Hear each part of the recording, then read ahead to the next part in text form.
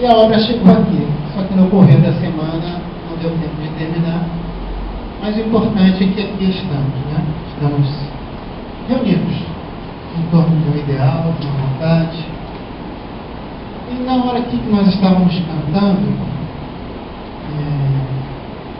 dizendo que Jesus é o nosso mestre, eu estava pensando com os poucos botões que tem aqui no meu jaleco, por que nós adoecemos? Existem vários motivos, né? No mundo físico, né? Se nós formos extremamente materialistas, nós vamos achar uma série de circunstâncias, né?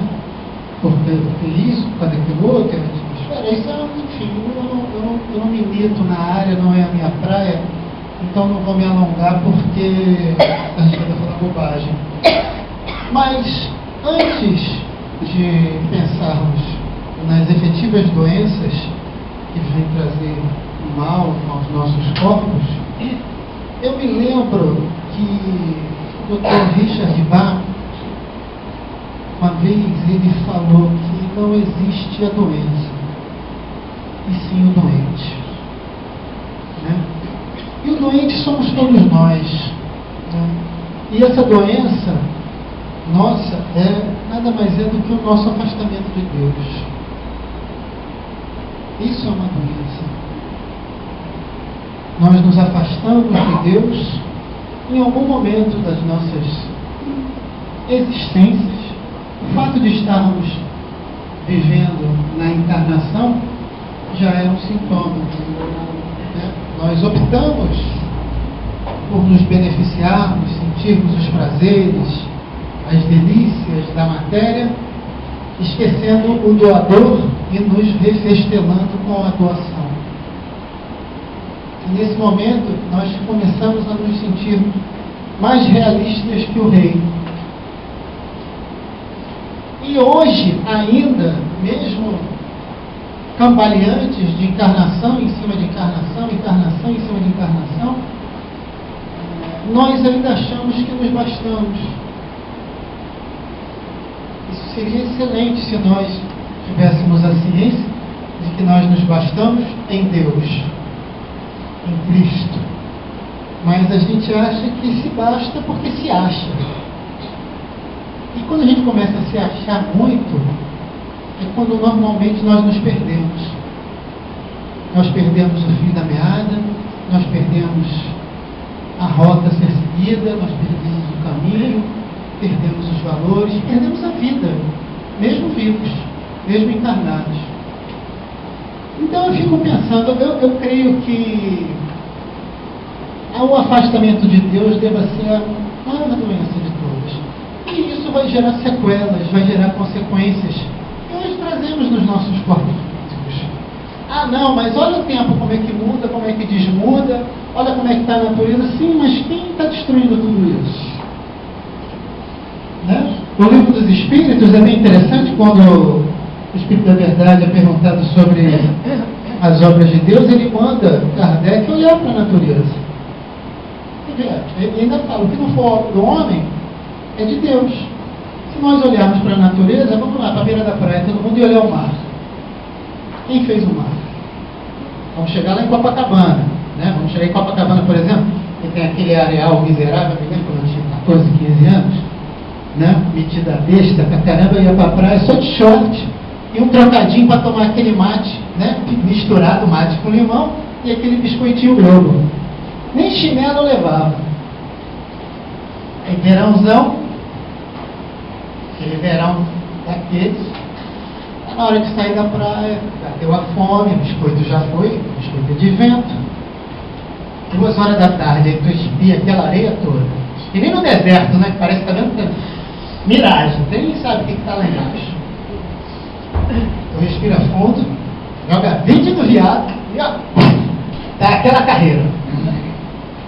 Quando chega no calçadão, você agradece a Deus por existir aquela mamãezinha que levou a neném e levou um baldinho e chegou água no pé da neném para tirar a areia.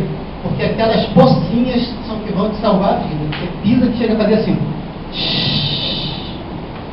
sei se já passaram por isso, mas eu muitas vezes. Aí quem foi que botou tanta areia assim na praia de Copacabana? Foi Deus ou fomos nós os homens? Porque aquela coisa, você vê quando dá a cabeça d'água, eu não sei hoje em dia como é que dá, quando dava a cabeça d'água, e até quase as portas do Copacabana falam. E nós vemos aí nos jornais, na internet, onde for, a natureza se revoltando. Então a obra é de quem? Quando ela se revolta é porque nós metemos o bedelho.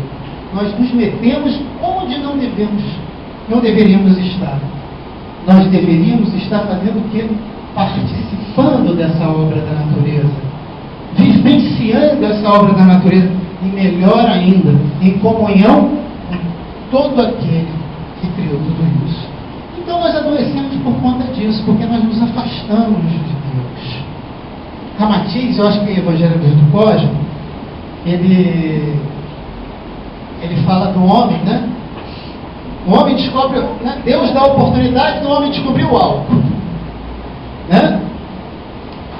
O álcool para higienizar, para botar no carro, o carro andar, o cara não satisfeito se torna um alcoólatra.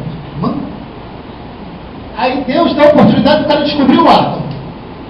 Maravilha, o cara não satisfeito vai lá e explode Hiroshima e Nagasaki. E por aí afora. As ofertas que Deus nos dá, o que nós fazemos? A nossa imagem e semelhança, a gente pega, faz um bolo só e destrói. E se destrói. E adoece. Nós acabamos com o nosso ar, o ar que nós respiramos. Eu tinha um tio, ele já está falecido, ele morava em São Paulo. Às vezes eu ia para a casa dele, coisa e tal, e ele falava assim para a esposa: mulher, ele era delicado assim, criado em Oxford. Uma mulher, abre a janela aí para entrar um pouco de poluição. Por que será? Porque o homem ali esteve.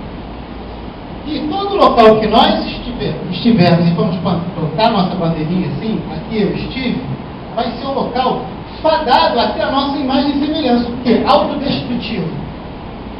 Mas essa não é a nossa realidade. Haja visto nossa condição hoje. Cada um dos irmãos que está aqui está trazendo alguma coisa, alguma enfermidade, algo que vá fazer com que, enquanto espírito, venha a se reconciliar consigo mesmo e, consequentemente, com Deus, para que esse algo que incomoda, onde o nosso irmão espiritual detectou e orientou que viesse aqui, entrasse em equilíbrio. E o equilíbrio nosso, meus irmãos, é quando nós nos reportamos a Deus e buscamos a comunhão com Ele, interagir com o Pai, não com o mundo. O mundo não é um parque de diversões. O mundo é um parque perigoso, né? Daqueles que, quando cai a noite, né, a gente não sabe o que vem ou o que vai aparecer. Mas nós achamos que podemos lidar com isso, e não é a realidade. Nós trazemos no nosso arcabouço mágoas, mazelas, decepções, tristezas, enfermidades. Por conta de quê? Por jogarmos nossas fichas no mundo, nas pessoas que habitam no mundo e estão atreladas a ele. E aí nós vamos responsabilizar quem? Porque nós não temos coragem de falar que a culpa é minha, de assumir a responsabilidade pelas burradas, pelos desatinos. Nós vamos botar a culpa em alguém. E aí nós nos lembramos dele, de Deus. E a culpa é dele.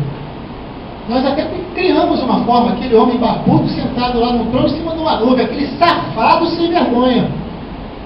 Cortei relações com Deus há muito tempo, por isso que está assim. Há muito tempo que essas relações estão cortadas. Da tua parte, não da parte dele. Eu falei semana passada aqui, uma coisa que foi o Ivaldo que viu, ele falou que estava caminhando, viu um cara vindo com a camisa, estava escrito assim na camisa: só tem uma coisa que Deus não pode. Ele já pensou assim: pô, lá vem fuleiragem com Deus, né? Aí ele ficou curioso, esperou o cara passar e olhou para trás, estava escrito na camisa do cara atrás: deixar de te amar. É a impotência divina é essa. ele não consegue, ele não vai deixar de nos amar nunca, porque ele é um amor.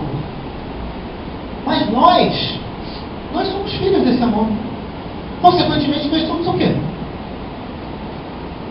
Só que nós nos permitimos que o revestimento da matéria venha falar mais alto. Venha invadir o nosso livre-arbítrio, venha invadir a nossa individualidade, o nosso desejo, os nossos ideais e os nossos valores, e nos transforma nesse rebotalho que nós somos. Porque estar encarnado no planeta Terra é estar numa condição de quinta categoria. Você chega para um espírito de alta envergadura e fala para ele: eu moro no planeta Terra. Ele vai falar assim: poxa, você mora mal, hein? Você mora mal. Por opção. O pior de tudo é isso. Por opção. Lá dos primórdios. E volta e meia a gente tem a oportunidade de reoptar. E de uma forma ou de outra a gente escolhe novamente chafurdar na lama. E é tudo que nós não devemos. Tudo que nós merecemos é diferente. Tudo que nós não deveríamos estar empreendendo nas nossas vidas. Mas infelizmente, ou felizmente, nós somos merecedores. Infelizmente porque a gente sofre. Felizmente porque dentro do sofrimento vai ter uma hora que a gente vai falar assim: herga, não aguenta mais. E aí vai pedir PPU. Não aguento mais sofrer. De uma forma ou de outra, a oportunidade se avizinha. Mas quantas vezes foi batida a nossa porta as oportunidades que Deus nos dá? Quantas vezes? Será que agora, nesse instante, nesse momento, não está sendo dada a cada um de nós que está aqui essa oportunidade de se rever, de se reencontrar com Deus, de olhar para si e falar assim: caramba, olha quanta besteira eu tenho feito, olha como eu estou equivocado na questão da minha vida, dos meus valores. É coisa para a gente pensar. Eu não trago aqui, quando falo com vocês, verdade absoluta. Jamais. Verdade é só Deus. Mas sim argumentos para todos nós que estamos aqui reunidos, encarnados e desencarnados, refletirmos e tentarmos, conforme as nossas possibilidades e condições, colocar em prática o que prestar. Você está falando um monte de besteira, 10% salvo. Então, luta por esses 10%, porque você vai ser 10% melhor. E é alguma coisa diante do mundo. Né? Olha aquela canção de Roberto que fala assim: que é uma luz para uma telha quebrada, ilumina uma vida, salva, resgata. E nós estamos aqui com nossas telhas de vidro, né? Porque nosso telhado é de vidro. Melhor ainda, é transparente. Essa luz vem. E aí essa telha quebrada, somos nós que devemos quebrar essa telha de vidro, para que essa luz entre. Porque isso é revestimento da matéria, impossibilitando o nosso contato. A gente vê. Sabe o Presidiário? Isso parece que tem muito filme americano, né? Que a esposa vai visitar o cara, aí fica os dois falando no telefone e aquele vidro no caminho. Né? Aí um toca no vidro, o outro toca também. Somos nós com Deus, com o nosso telhado de vidro. Somos nós com Jesus. Só que nós temos a possibilidade de quebrar esse telhado. Nós temos a possibilidade de romper essa barreira. E Ele espera por isso. Ele não invade, Ele não quebra. Ele não quebra porque Ele nos respeita. Deus, Ele poderia no mesmo instante fazer uma lavagem cerebral de todo mundo e fizesse com que todos nós nos voltássemos para Ele, o amássemos e viveríamos felizes, como as novelas das 6 horas da tarde. Né? Mas não é assim. Nós temos que estar integrais, plenos. Mas para que isso aconteça, precisamos nós, em primeiro lugar, nos amarmos. E a forma de nós nos amarmos, meus irmãos, é nós nos ligarmos com Ele. É o euzinho com o euzão. Só que nosso euzinho, a gente acha que é tão que a gente se distancia. Richard Wagner fala isso. É o eu superior com o eu inferior. E a ruptura da nossa parte. Porque entrou o ego, entrou os interesses da matéria, os interesses do umbigo. O Pai Walter ele fala aqui para nós que ninguém tem umbigo, todo mundo retinho. Ninguém tem umbigo. Porque o interesse é único. E o interesse de Deus é que nós criemos essa unicidade com Ele. Consequentemente, os nossos males, eles começam a serem aliviados. Uma coisa é o que nós podemos chamar de karma. Mas se nós formos olhar o que é o karma, consequentemente vale que nem o Zé do Caixão agora, consequentemente você vai concluir que eu estou recebendo aquilo que eu plantei. Eu joguei um monte de semente de caquinha, vai dar um monte de pé de caquinha. Eu não posso querer colher outra coisa. O merecimento, meus irmãos, Jesus ele fala que a cada um é dado conforme as suas obras. Trazemos os nossos males físicos do mundo, da matéria, dos nossos aborrecimentos, também nas formas de reeducação encarnatória. Sim. Mas a misericórdia de Deus é para todos nós. E aquele que se volta para Deus vai senti-lo na sua vida, vai senti-lo em essência. E o que traz para que Deus cuide vai ser cuidado. Cuida da minha vida, Senhor. Cuida do meu coração que anda apertado. Cuida do meu intestino que anda solto. Cuida da minha unha cravada. Cuida disso, cuida daquilo outro. Mas não é jogar nas mãos dele e cair fora. É se entregar à realidade que ele é nas nossas vidas. E aí, meus irmãos, consequentemente, o que chamamos de enfermidade vai paulatinamente, conforme o nosso caminhar, desaparecendo. Uma chamada sessão de cura, onde não existe a cura, para que não se corra o risco do curanderismo, existe a religação com Deus. E todo aquele que se religa com Deus, ele se higieniza, ele se liberta, ele se cura também da moléstia do mundo.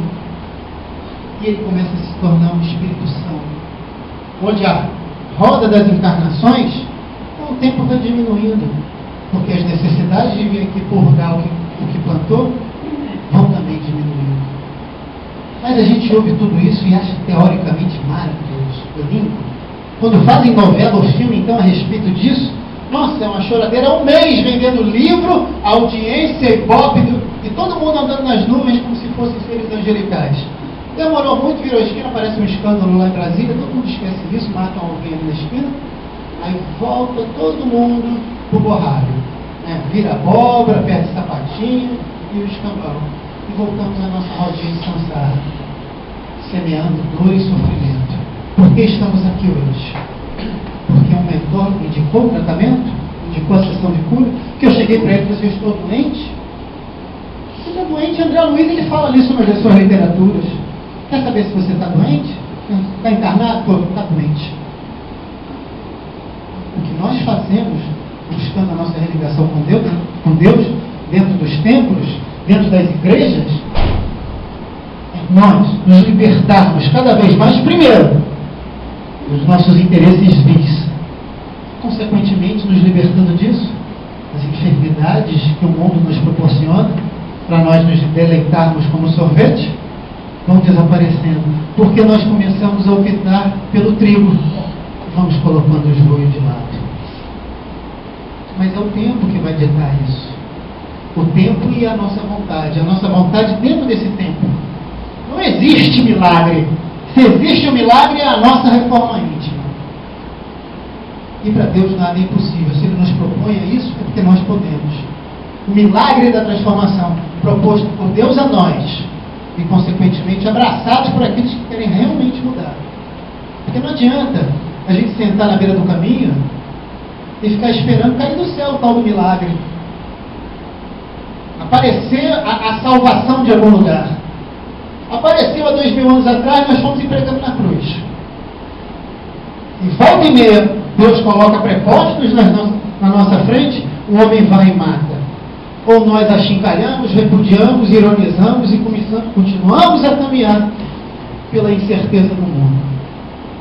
Então, meus irmãos, o fato de nós buscarmos, dentro do âmbito espiritual, a religação, que é o motivo para isso, buscarmos o chamado do tratamento espiritual, enfim, o nome que for dado, nada mais é do que um passo dado à frente para esse reencontro se dar. É engraçado o reencontro, porque Deus está conosco a todo instante. Nós é que precisamos encontrá-lo. E Jesus ele deu uma dica formidável. O reino de Deus está dentro de nós. Só que nós não olhamos para dentro de nós mesmos. Porque nós temos medo, nós temos vergonha, nós não temos tempo. E tudo isso faz com que nós nos apartemos de Deus.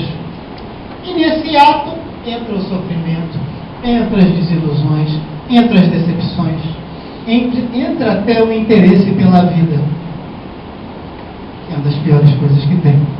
E aí, meus irmãos, o que acontece?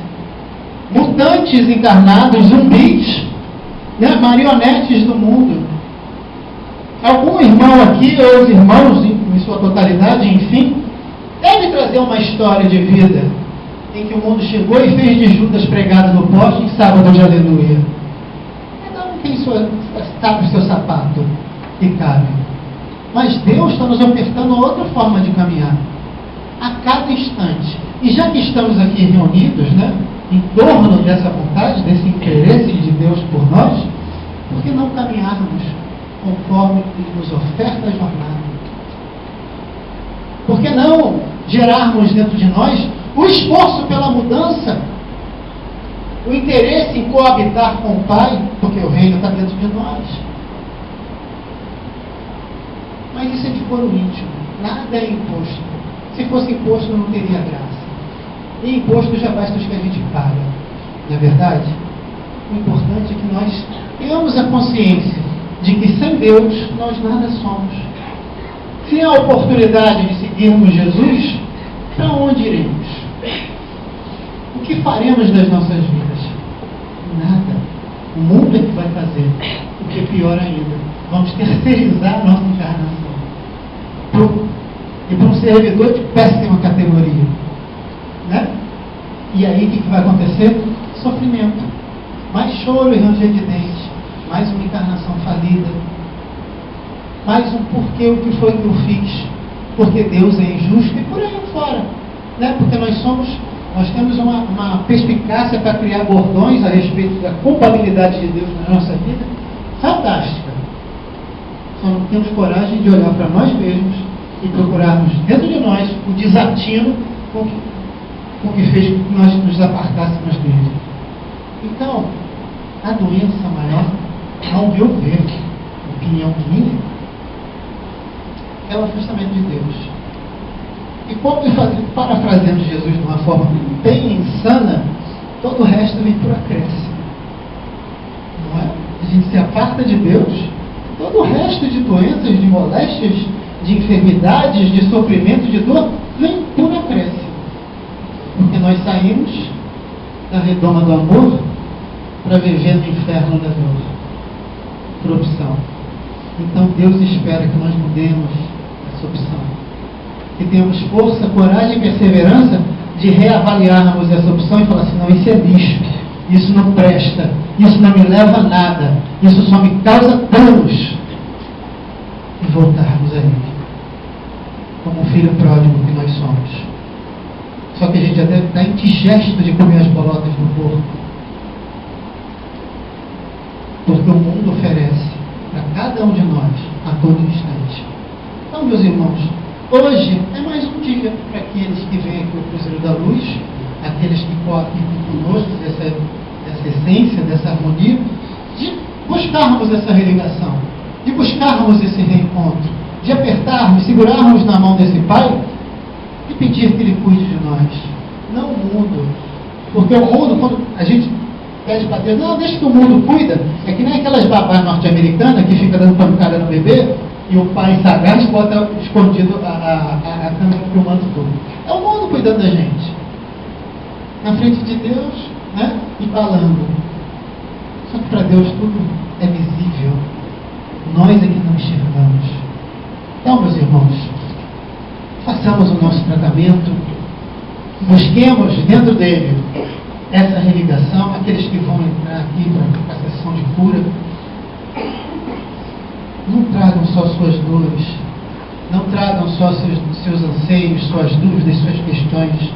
Quando trouxerem tudo isso, tragam a fé junto. Paulo, ele fala numa das suas epístolas: eu sei em quem eu pus a minha confiança. Que nós saibamos também e tenhamos certeza de depositarmos nossas vidas nele, para que nós, como eu costumo falar, possamos sair daqui melhor do que entramos. Mas melhor do que isso é sairmos melhor e nos mantermos nesse melhor. É o trabalho, como Jesus ensina, orar e vigiar. É o trabalho de manutenção do benefício que Deus nos oferece. Então, que seja um bom tratamento a todos, para aqueles irmãos que vieram apenas para o benefício do passe, que possam realmente se beneficiar desse passe. Que essa transfusão de energia trazida pelos nossos irmãos espirituais, em comunhão com os mesmos, traga alento, traga força, vitalidade, vigor espiritual, para se conscientizar: eu sou filho de Deus, eu quero é mais, eu não quero isso que o mundo dá, não, porque isso que o mundo dá é porcaria, é do Paraguai. Possamos então, dentro dessa harmonia, ao sairmos daqui, levarmos para as nossas vidas essa atmosfera que Deus nos oportuniza de respirar, diferentemente lá onde morava Titio, quando falou: deixa a poluição entrar. Bom tratamento a todos, graças a Deus.